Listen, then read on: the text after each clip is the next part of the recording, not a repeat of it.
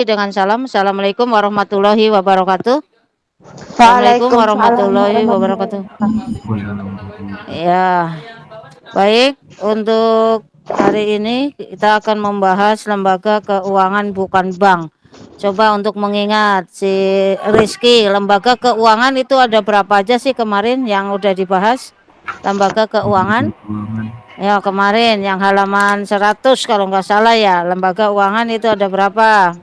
Dibagi menjadi berapa lembaga keuangan? Hmm? Rizky? Ada Oh, 5 lembaga keuangan. Rahma, ada berapa? Kemarin lembaga keuangan dibedakan menjadi apa aja? Lembaga keuangan apa? Ayo, kemarin di peta konsep kan ada, Nak. Ya, halaman 100 ya, kalau nggak salah ya. lembaga keuangan bank, lembaga Bank keuangan bukan bank, otoritas dan jasa keuangan. iya, jadi ada 3 ya. Jadi lembaga keuangan yang mengurus kegiatan keuangan kemarin sudah dibahas 1 lembaga perbankan ya. Kalau menurut kegiatannya kemarin bank ya, yang utama kegiatannya menghimpun dan menyalurkan kembali dana dari masyarakat ya.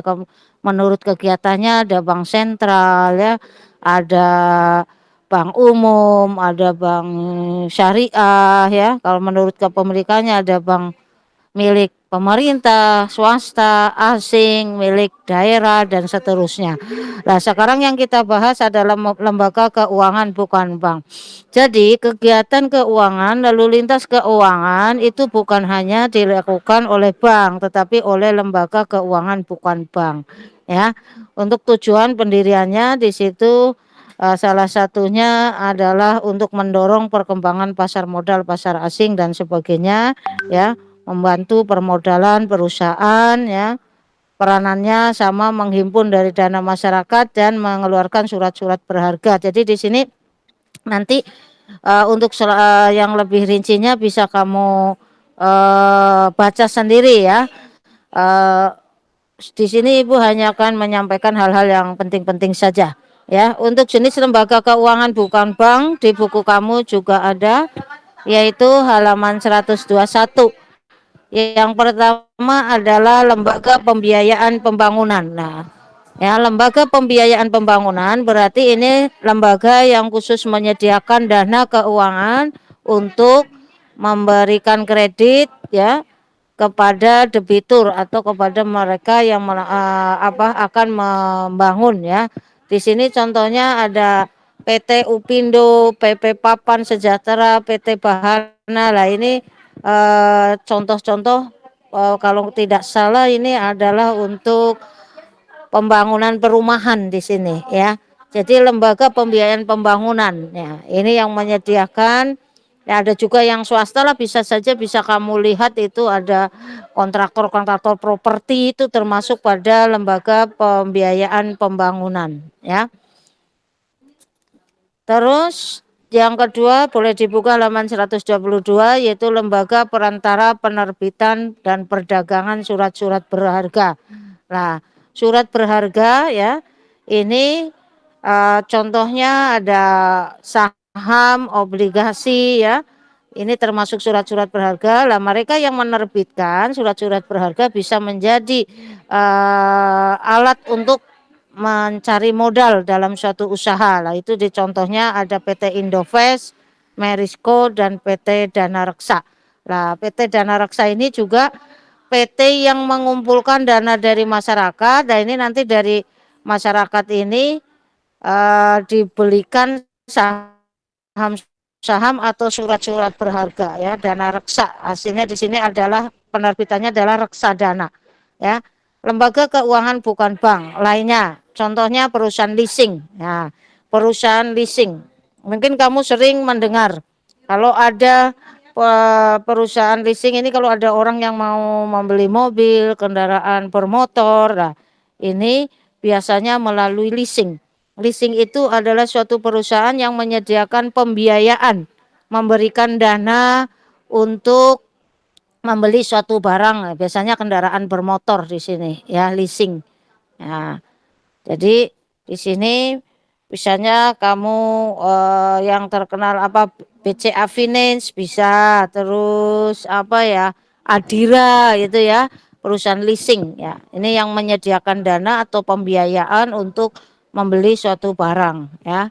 Ini leasing. Ya, mungkin kamu pernah ini ada FIF ya yang memberikan cicilan lah untuk cicilan motor ataupun mobil gitu ya.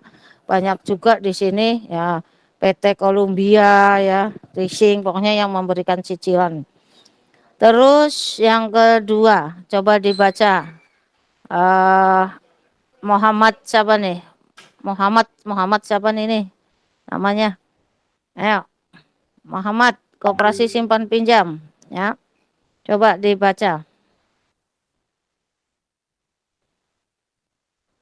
Mm-mm.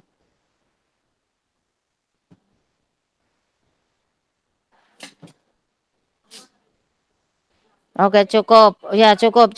Lah, koperasi simpan pinjam di sini biasanya di tempat-tempat kerja juga ada karyawan, misalnya di Tamhar pun ada ini koperasi simpan-simpan karyawan ya.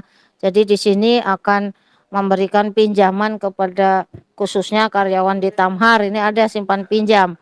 Yang kalau koperasi itu berarti nanti modalnya dari simpanan pokok dan simpanan sukarela.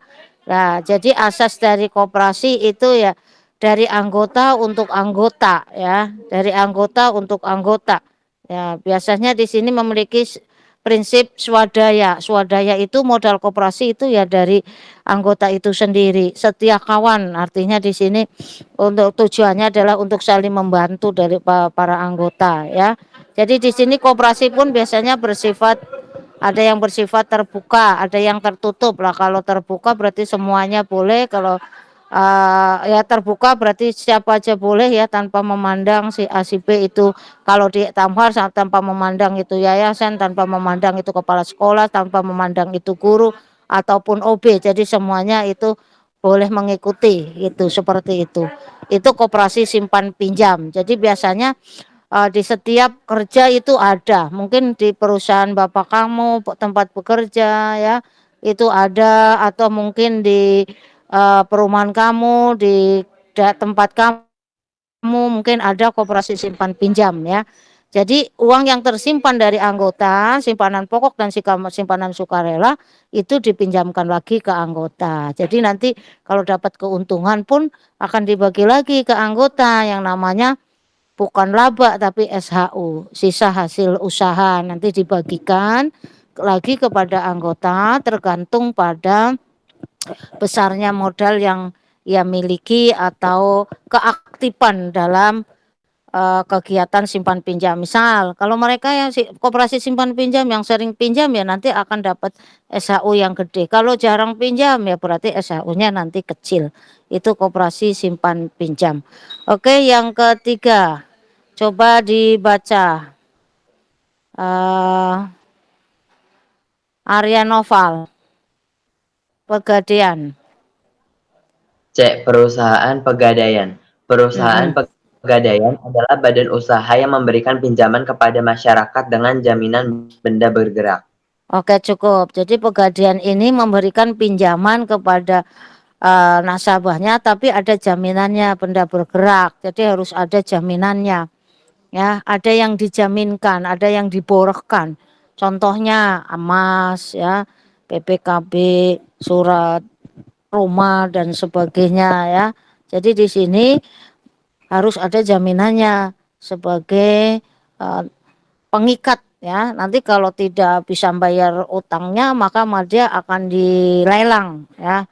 Misalkan emas, harga emasnya di situ setelah ditaksir nilainya 5 juta ya pasti dia Pegadaian tidak akan memberikan sampai maksimal 5 juta, paling dikasih 4,5 atau 4 juta seperti itu. Jadi perusahaan Pegadaian di sini pemberian kredit ya, ini sebetulnya bertujuan supaya mereka itu tidak pada pinjam ke rentenir ya. Kalau kepada rentenir kan nanti bunganya terlalu besar ya. Jadi di sini Pegadaian pun selain melayani jasa simpan pinjam dengan jaminan bisa juga melayani taksiran real surat berharga, jasa penitipan. Sekarang udah bahkan bisa nabung juga di Pegadaian ya. Ini banyak sekali sekarang udah Pegadaian kegiatannya tidak hanya sekedar untuk meminjam dengan jaminan benda bergerak ya. Jadi Pegadaian ya ini juga imbal jasanya berupa bunga ya, misalkan berapa persen, apa 3% atau kalau 5% seperti itu ya. Jadi di sini bentuk dari perusahaan Pegadaian sekarang adalah perseroan ya. Perseroan dulu pernah jadi perum, tapi sekarang yang terakhir bentuknya adalah perseroan. Ya kalau perseroan itu berarti nanti modalnya adalah atas saham ya. Perseroan tujuannya mencari keuntungan. Oke, yang keempat, perusahaan asuransi. Coba dibaca Aulia Komalatri. Perusahaan asuransi. Perusahaan asuransi adalah perusahaan yang bergerak di bidang pertanggungan risiko dengan perjanjian penjaminan antara dua pihak, penjamin dan pihak yang dipertanggungkan. Ya, coba. Jadi perusahaan asuransi ya, ini berarti perusahaan yang bergerak di bidang pertanggungan. Perusahaan itu sebagai pihak penanggung dan nasabah asuransi sebagai yang tertanggung. Jadi menanggung apa? Menanggung resiko di sini ya, asuransinya.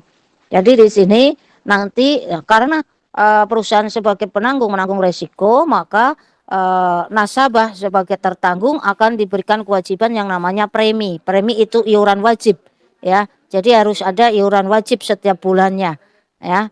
Di sini banyak macamnya untuk asuransi ya, ada asuransi jiwa, asuransi pendidikan, asuransi hari tua ya, asuransi kebakaran ya, banyak sekali ini asuransi ya. Tapi di sini berarti yang mengikuti asuransi itu membayar premi yang nantinya akan dibuatkan surat perjanjiannya yang namanya polis. Jadi surat perjanjian tertulis antara penanggung dan tertanggung dalam asuransi itu disebut dengan istilah polis, dengan membayar iuran wajib yang namanya premi ya. Jadi mungkin di antara kalian ada yang dimasukkan asuransi pendidikan oleh orang tua? Ada enggak? Asuransi pendidikan? Asuransi banyak ya, ada asuransi jiwa ya. Jadi nanti ada asuransi kecelakaan, asuransi kebakaran. Jadi kalau kadang ada, biasanya kalau toko-toko atau usaha-usaha mall itu pasti ikut dalam asuransi kebakaran, sehingga nanti kalau terjadi kebakaran ada pertanggungan resiko. Ya, resikonya ditanggung oleh perusahaan asuransi. Kalau asuransi jiwa misalkan kalau dia meninggal berarti dapat ganti berapa seperti itu ya. Atau juga asuransi pendidikan. Nah, berarti nanti untuk masuk sekolahnya ditanggung oleh pihak asuransi. Mungkin masuk SD, SMP, SMA, kuliah. Nah, itu. Tapi dengan catatan harus membayar premi atau iuran wajib. Ya. Jadi seperti itu asuransi. Banyaklah, ada asuransi kendaraan bermotor juga jika terjadi kecelakaan atau mobilnya rusak itu juga nanti ditanggung oleh pihak asuransi. Tapi ya bayar premi, misalkan sebulan 500 atau 250. Asuransi kehilangan kendaraan bermotor ini juga ada. Jadi nanti kalau hilang berarti diganti oleh perusahaan asuransi. Dulu ibu pernah ngikut itu karena beli motor cash ya. Jadi kalau kredit itu kan ada ditanggung, udah masuk pada biaya asuransi, tapi kalau cash tidak. Itu Vario itu bayarnya setahun 900.000 bayarnya preminya. Nah, berarti di situ apabila dalam 1 tahun ya di polisnya kalau motornya hilang berarti akan diganti oleh pihak asuransi. Tapi kalau tidak hilang ya duitnya yang 900 tidak balik, tuh seperti itu. Jadi dengan adanya ikut asuransi biasanya nasabah asuransi akan merasa lebih aman, akan lebih nyaman karena kalau terjadi resiko nanti menjadi tanggungan dari perusahaan asuransi sebagai penanggung, kita sebagai tertanggung begitu. Misalkan ikut asuransi kebakaran 1 tahun bayarnya 5 juta 100 juta, tapi dalam 1 tahun nggak terjadi kebakaran ya duitnya nggak balik yang 100 juta itu Tapi kalau nanti terjadi kebakaran berarti dia dapat ganti seperti itu ya. Asuransi ini banyak sekali ya. Asuransi yang sosial ya, BPJS ya. Itu asuransi sosial. Jika sakit dia akan ditanggung. Jika nggak sakit ya kita duitnya nggak balik uang asuransinya. Tapi kita tetap membayar iurannya setiap bulan. Sakit nggak sakit harus bayar. Kalau nggak sakit nggak dikembalikan uangnya. Kalau sakit ditanggung. Itu seperti itu ya. Oke, yang kelima dibaca Kevin Ciko. Ya, Bu. Ya. Perusahaan dana pensiun adalah lembaga Ya. atau badan hukum yang mengelola atau mengatur program pensiun yang digunakan untuk kesejahteraan karyawan suatu perusahaan yang telah pensiun. Oke, cukup ya. Perusahaan dana pensiun. Nah, ini biasanya untuk para PNS ya, untuk ASN ini uangnya ya, sampai kapanpun kan dia dapat gajian ya. Nah, itu uangnya sebetulnya adalah uang-uang dia sendiri ya, yang dikelola oleh perusahaan dana pensiun. Ya, ini. Tapi apakah yang dana pensiun hanya pegawai negeri? Tidak. Sekarang banyak bank yang mengadakan dana pensiun dengan iuran per bulan berapa. Nanti pada saat dia tidak bekerja maka uangnya akan dikembalikan. Tapi dengan syarat umur sudah mencapai umur pensiun, misalkan umur 50, 57, 55, kalau swasta 55 berarti uangnya baru bisa diambil 55. Tergantung dana pensiunnya mau sebulan berapa gitu. Di BNI juga ada itu namanya simponi. Nah, ini bisa nabung kapan saja. Nah, itu tapi diambilnya nanti pada usia pensiun. Itu kalau yang swasta, tapi kalau yang pegawai negeri biasanya sudah langsung begitu gajian setiap bulan sebetulnya udah masuk dana pensiun sekian ribu. Sehingga pada saat umurnya pensiun kalau guru itu 60 tahun maka nanti setiap bulannya dia akan masih menerima gaji. Ya, mungkin ada nenek kamu, kakek kamu yang pegawai negeri udah pensiun, setiap bulannya masih gajian. Padahal itu sewaktu selama dia bekerja uangnya dipotong sekian persen. Nah, itu dikelola oleh dana pensiun. Pada saat pensiun dia tetap gajian. Seperti itu. Kalaupun nanti swasta boleh juga kita memanfaatkan perbankan yang ada dana pensiunnya. Buat pensiun sendiri begitu. Sehingga nanti pada saat sudah tua sudah punya tabungan di hari tua. Oke, lanjut. Pasar modal dibaca Dava Putra Darmono. Pasar modal. Dava? Pasar modal. Ya, Bu. Ya. Pasar modal adalah pasar tempat bertemunya permintaan dan penawaran dana jangka panjang dalam bentuk surat-surat berharga. Oke, cukup. Berarti di sini sering pasar modal sering dikenal dengan efek. Nah, kalau di Indonesia namanya bursa efek. Bursa efek di Indonesia ada dua, Bursa Efek Jakarta dan Bursa Efek Surabaya. Jadi pasar modal ini pasar yang menjual surat-surat berharga. Contohnya saham, obligasi. Apa itu sih saham? Ya, saham itu adalah sebagai surat yang menyatakan pemegangnya itu ikut dalam modal, ikut memiliki usaha. Jadi kalau kalian ini misalkan membeli membeli saham dari PT Brixton misalkan ya, berarti kamu itu ikut memiliki kalau kamu punya saham ya. Pokoknya kalau beli saham berarti sama aja kamu ikut memiliki perusahaan sebesar saham yang dimiliki. Begitu.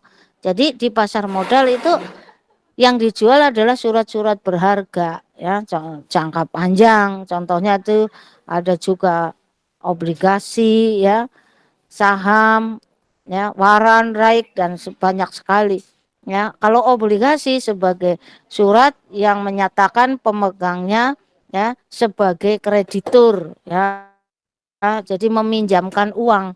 Jadi kalau kamu beli obligasi tidak memiliki perusahaan itu tapi hanya sekedar memberikan pinjaman ya. Jadi hanya memberikan pinjaman kepada perusahaan di mana kamu yang membeli.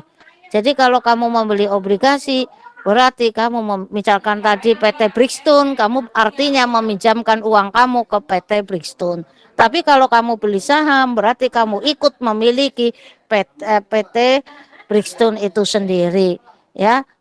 Apa bedanya? Lah nanti kalau saham sama obligasi pada saat misalkan perusahaannya bangkrut akan diutamakan pembayaran obligasinya. Tapi kalau saham belakangan gitu. Jadi ikut menanggung kerugian dari kebangkrutan seperti itu kalau saham, ya. Oke, ditambahkan lagi, dicatat nggak apa-apa di buku kamu sampai pasar modal doang, ditambahkan lagi yaitu pasar falas. Nah, falas. Nah, falas. Tambahin pasar falas. Falas itu pasar valuta asing. Nah, pasar valuta asing. Nah, valuta asing ini bisa antar negara, juga bisa di dalam negara itu sendiri. Jadi tukar menukar valuta asing. Ya, money changer itu berarti valuta asing. Menukar uang mata asing ke rupiah, rupiah ke mata uang asing, yang nanti ukurannya itu adalah kurs, ya. Nanti ada istilah kurs jual dan ada kurs beli, ya. Pernah ada yang sudah pernah menukar uang? Damara udah pernah nukar uang valuta asing? Damara kemana nih? Dimas Pramudia?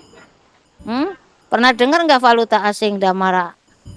Penukaran mata uang asing ke rupiah, rupiah ke mata uang asing. Nah, ini misalkan yang contoh simpel aja lah. Kalau keluarga kamu mau pergi haji, mau umroh, berarti kan harus menyiapkan mata uang Arab Saudi. Apa mata uangnya? Dimas Pramudia. Dimas Pramudia. Dimas. Halo. Iya, Bu. Kalau mau ke Arab berarti kita harus megang uang apa? Apa mata uang Arab? Lupa, Bu. Bentar, Bu. Lupa. Kevin Ciko. Kevin. Apa mata uang Arab? Nggak tahu. Ya Allah. Lutfi. Ya, Bu. Apa Ya, Bu. mata uang kalau apa? Arab. Mata uang Arab rial ya, Bu, nggak salah. Iya, real. Iya. Jadi kalau kita mau ke Arab ya harus membawa uang real gitu. Berarti lah ditukarnya di sini bisa ke pasar valuta asing. Ya kan, dari rupiah diganti real, pulang dari sana realnya diganti rupiah. Ya. Contohnya money changer, tempat penukaran mata uang asing. Ukurannya yang menjadi ukuran nanti adalah kurs jual dan kurs beli gitu, ya. Jadi harus tahu lah nanti kalau mau jalan-jalan megang uangnya harus mata uang di mana kita mau ke sana gitu, ya. Jadi jangan megangnya rupiah terus. Oke. Ditambahkan lagi perusahaan ajak piutang. Nah, selain pasar valuta asing ada perusahaan ajak piutang. Nah, ajak piutang ini adalah perusahaan yang berfungsi, ya, atau berperan untuk melakukan penagihan, pembelian, atau pengambil alihan pengelolaan utang piutang, ya, dengan imbalan atau pembayaran tertentu. Jadi di sini ajak piutang itu perusahaan yang fungsinya sebagai kreditur, memberikan kredit, ya. Jadi nanti ada 3 pihak, ada kreditur, perusahaan ajak piutang, dan ada debitur. Jadi kalau di sini berarti yang menanggung, ya, misalkan kamu punya utang ke A, ya. Berarti utang kamu nanti sementara ditanggung oleh perusahaan ajak piutang, ya. Yang bayar ke A itu perusahaan ajak piutang, tapi kamu membayar ke ajak piutang dengan dibebankan biaya lagi, ya, seperti itu. Oke, selain itu ada modal ventura, ya. Ada modal ventura. Ya. Dana pensiun tadi sudah ada, ya. Jadi itu tambahnya ada modal ventura, ada juga dana pensiun, ya. Ajak piutang, modal ventura berarti yang di sini memberikan modal, ya, ke dalam bentuk ventura itu barang, ya. Oke, kita manfaat lembaga keuangan bukan bank. Nah, di situ silakan nanti dibaca. Coba kita bahas 2 atau 3. Dibaca si Lutfi Berliansah. Halaman 125. Manfaat lembaga keuangan bukan bank. Yang A. Halaman 125. A. Mempermudah pelaku-pelaku ekonomi dalam mendapatkan pinjaman dana atau modal. Ya, cukup. Berarti ini kalau mempermudah pelaku-pelaku ekonomi dalam mendapatkan pinjaman. Jadi kita ngutang itu bukan hanya ke bank saja. Jadi banyak pilihan. Mau utang motor, ke leasing, ya. Itu ya. Mau utang apalagi ya, mau cari uang, punya barang dah bisa ke Pegadaian, punya emas dijaminkan, utang ke Pegadaian, seperti itu. Jadi akan banyak sekali pilihan-pilihan ya, dan akan membantu kegiatan perekonomian masyarakat ya. Yang B dibaca Muhammad Afisena.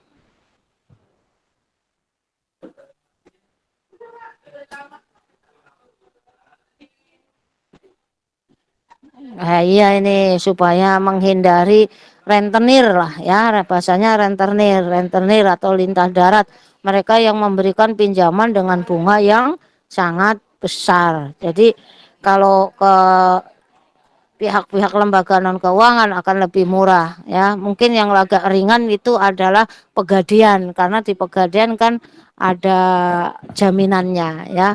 Pegadaian ini agak lebih murah ya. Tapi sebetulnya ya kalau nyicil motor, mobil itu lumayan gede juga ya bunganya gitu. Tapi di sini jadi banyak pilihan. Oke, lanjut yang ketiga dibaca Rahmawati. Rahmawati. Ya, Bu. Ya, dibaca. Membantu meringankan beban pelaku ekonomi bila terjadi sesuatu kejadian yang tidak diinginkan atau musibah. Nah, ini contohnya adalah asuransi ya.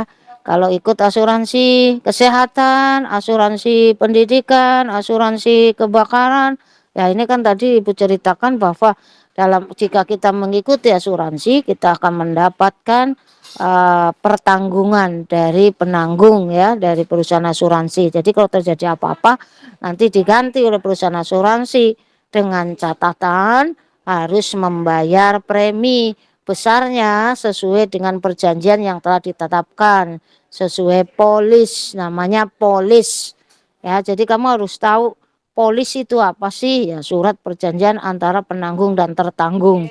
Bayarnya di asuransi namanya premi, jangan sampai nggak tahu ya. Yang keempat, tolong dibaca Revana kali. Memberi jaminan di hari tua. Ya, memberi jaminan di hari tua ini contohnya kalau ikut dana pensiun ya. Dana pensiun kalau PNS itu udah langsung, kalau swasta bisa saja ya ikut juga yang namanya jam sostek ada ya. Kalau nggak bisa, nggak ngikut jam sostek ya, jaminan tenaga kerja ya ikut di bank tabungan untuk hari tua, tergantung ya pada yang kita pilih. Oke, yang terakhir Rizky Ramadan Putra dibaca. Iya, Bu. Meningkatkan pendapatan negara. Iya, meningkatkan pendapatan negara. Jadi kan dari mereka itu kan tentunya yang dalam usaha baik leasing, asuransi, Pegadaian itu kan akan mendapatkan pendapatan. Pendapatannya paling tidak nanti mereka akan dikenakan pajak yang namanya pajak badan usaha. Jadi akan semakin banyak usaha-usaha berarti nanti akan meningkatkan juga pendapatan negara, yaitu diperoleh dari pajak badan usaha ya. Oke, Ibu lanjutkan sedikit lagi yaitu OJK. Tolong dibaca apa itu OJK halaman 126. Sunes Tawijaya. Iya, Bu. Satu, pengertian otoritas jasa keuangan. Jasa keuangan Ya, langsung aja berdasarkan undang-undang, langsung aja yang bawah paragraf ketiga. Iya, ya. Berdasarkan Undang-Undang Nomor 21 Tahun 2011 Bab 1 Pasal 1 Ayat 1, yang dimaksud dengan OJK adalah lembaga yang independen independen dan bebas dari campur tangan pihak lain, yang mempunyai fungsi, tugas, dan wewenang pengaturan, pengawasan, pemeriksaan, dan penyidikan sebagaimana dimaksud dalam undang-undang ini. Ya, oke. Jadi menurut pengertian ini berarti ini lembaga yang independen. Itu independen itu tanpa campur tangan pemerintah, ya. Jadi dia berdiri sendiri tanpa campur tangan pemerintah, pihak lain. Tugasnya apa? Mengatur, mengawasi pemeriksaan dari lembaga keuangan yang ada, yang ngawasin, yang meriksa, mengatur, menyelidiki. Ini adalah OJK ini. Jadi dia yang akan membawai baik lembaga keuangan perbankan maupun lembaga keuangan non-bank. Jadi inilah OJK inilah yang akan mengawasi kegiatan-kegiatan lembaga keuangan yang sudah disebutkan, baik itu bank maupun lembaga keuangan non-bank.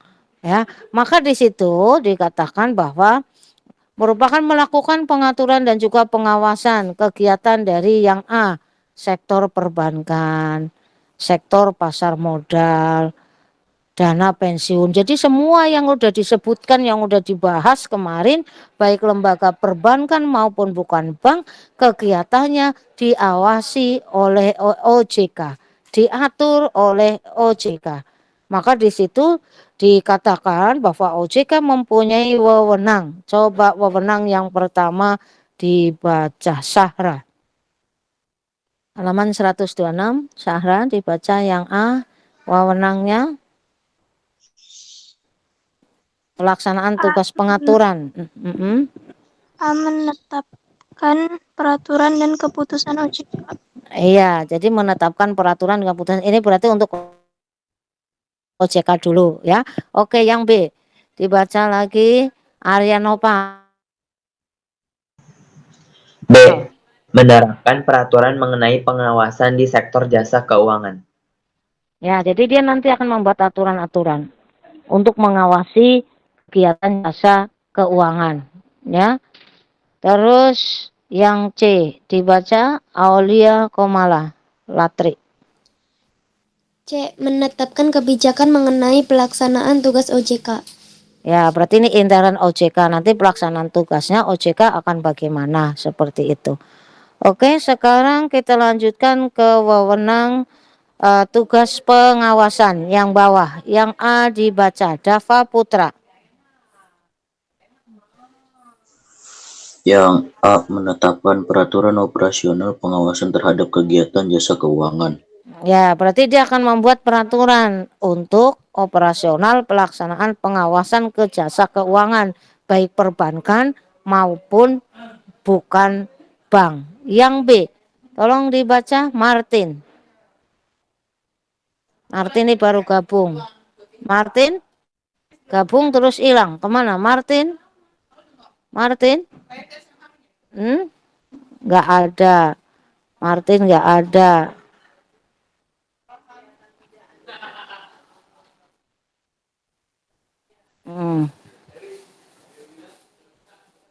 Dimas Pramodia. B. Mengawasi pelaksanaan tugas pengawasan yang dilaksanakan oleh Kepala Eksekutif.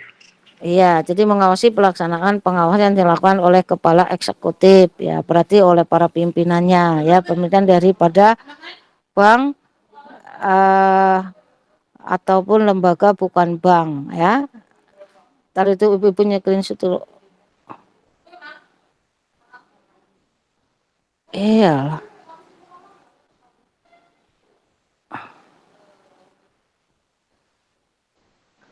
Tolong Arya Noval nanti di screenshot ya, itu yang ikut Google Meet ya. Arya Noval, halo. Arya Noval, ya di screenshot dikirim ibu biar nanti ibu kirim juga ke Bu Rani ya. Oke, saya lanjutkan ya. Yang ketiga, melakukan pengawasan permisalan penyidikan lah. Pokoknya yang mengatur, mengawasi kegiatan lembaga perbankan dan bukan bank ini nanti yang ngatur adalah OJK itu sendiri ya. Oke, kita sudah selesai baik lembaga keuangan maupun bukan bank, lembaga keuangan bukan bank dan OJK. Untuk selebihnya kamu baca sendiri yang masih kurang-kurang ya, karena nggak mungkin kalau Ibu bahas semuanya di sini. Nanti akan makan waktu juga ya. Karena sebentar lagi nanti akan PTS ya. Mudah-mudahan nanti bisa sampai 1 bab lagi, yaitu untuk sistem dan alat pembayaran ya. Sistem dan alat pembayaran. Mungkin minggu besok saya ulangan ya. Nah, ulangannya nanti saya kayak PKN, ulangannya langsung ya. Jadi nanti kalau yang nggak ikut ya, tapi ya berarti nggak bisa ini, atau yang terlambat ya nggak bisa ada tambahan waktu begitu ya. Insya Allah nanti Sabtu depan berarti ulangan ya. Nanti juga akan Ibu ingatkan sebelum hari Sabtu supaya nanti ingat kalau hari Sabtunya akan ulangan harian. Bagi yang belum mengerjakan tugas-tugas segera dikerjakan. Udah 2 tugas ya di Ibu ya. Malah 3 ya, elastisitas permintaan, elastisitas penawaran ya. Ya. Nah itu harus dikerjakan ya. Jadi nanti kalau ada tugas lagi nggak numpuk-numpuk. Oke. Kita tolong ya si Arya Nopal ya, screenshotnya Ibu tunggu nanti WA. Oke, terima kasih. Ada pertanyaan? Ada pertanyaan? Kalau nggak ada, ya Ibu tutup. Silakan. Ada nggak? Oke, kalau nggak ada, ya Ibu tutup. Terima kasih untuk nanti selebihnya bisa dibaca sendiri di buku paketnya atau cari di Google ya atau di lainnya sehingga bisa menambah wawasan kalian. Ya. Kurang lebihnya Ibu maaf ya. Assalamualaikum warahmatullahi wabarakatuh. Waalaikumsalam warahmatullahi wabarakatuh.